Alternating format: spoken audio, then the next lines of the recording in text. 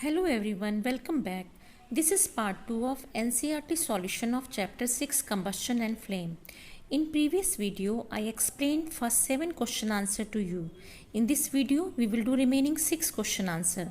Let us start from question number 8. Question number 8 is explain how carbon dioxide is able to control fires. Explain करिए carbon dioxide जो है वो आग को control कैसे करती है.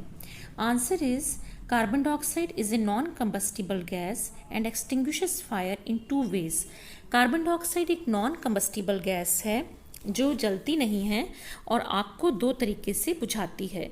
पहला तरीका है since it is heavier than oxygen it covers the fire like a blanket and cuts of the contact between oxygen and fuel.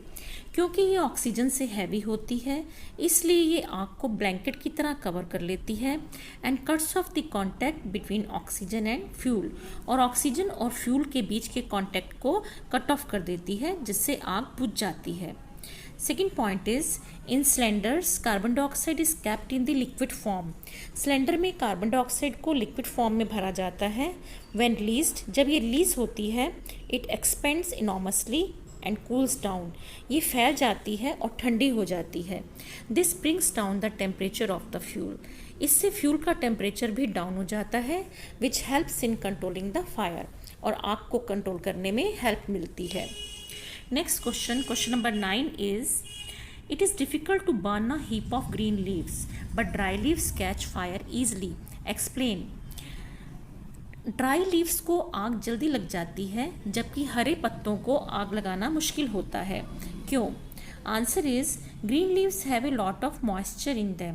हरे पत्तों में बहुत सा मॉइस्चर होता है and moisture does not allow them to catch fire easily, जिसकी वजह से उनको आग जल्दी नहीं लगती. However dry leaves have no moisture in them therefore they catch fire easily. जबकि सूखे पत्तों में मॉइस्चर नहीं होता जिसकी वजह से उनको आग जल्दी लग जाती है. Next question number 10 is, which zone of a flame does a goldsmith use for melting gold and silver and why? Goldsmith जो सुनार होते हैं वो फ्लेम की कौन सी जोन का इस्तेमाल करते हैं गोल्ड और सिल्वर को मेल्ट करने के लिए और क्यों? Answer is goldsmith use the outermost part of the flame to melt gold and silver. Gold और सिल्वर को मेल्ट करने के लिए सुनार जो हैं वो फ्लेम के आउटरमोस्ट पार्ट को यूज़ करते हैं. क्यों? क्योंकि जो फ्लेम का आउटरमोस्ट पार्ट होता है वहाँ पे कंप्लीट कंबशन होती है और वो सबसे हॉटेस्ट पार्ट है फ्लेम का, इसलिए सुनार जो है वो उस पार्ट को यूज़ करते हैं गोल्ड और सिल्वर को मेल्ट करने के लिए. नेक्स्ट क्वेश्चन है question number 11. In an experiment 4.5 kg of a fuel was completely burned.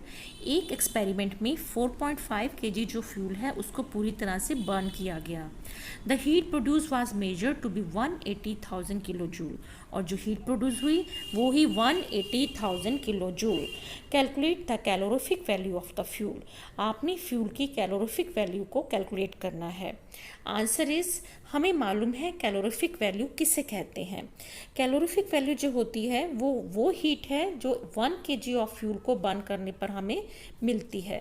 अब हमें क्वेश्चन में 4.5 kg फ्यूल को बर्न करने से हीट मिल रही है 180,000 किलो जूल. तो 1 kg को बर्न करने पर कितनी हीट मिलेगी? हमें मिलेगी 180,000 divided by 4.5 and the answer is 40,000 kilojoule per kg. Hence the calorific value of the fuel is 40,000 kilojoule per kg. Next question is question number 12. Can the process of rusting be called combustion? Discuss. क्या हम rusting के process को combustion कह सकते हैं?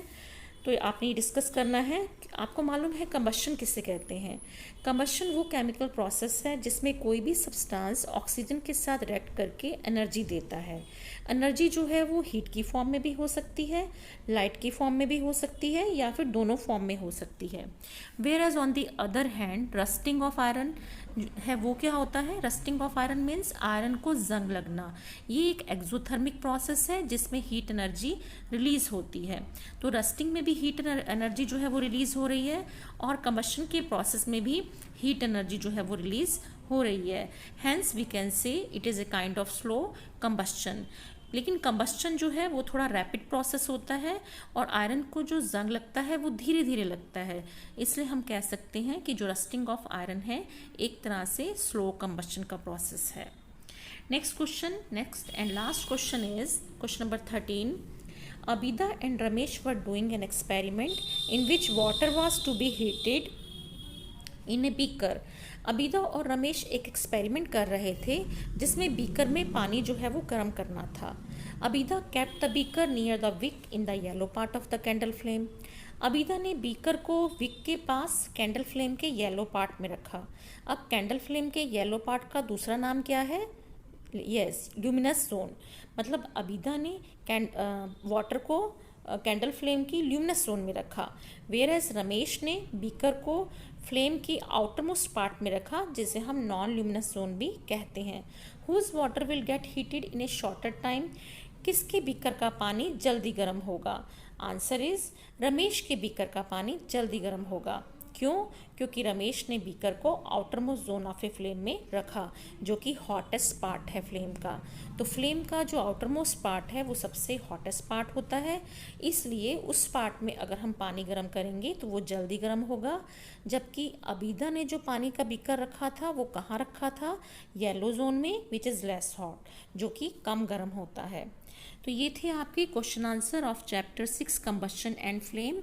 I hope it is clear to all of you. Thank you and have a great day.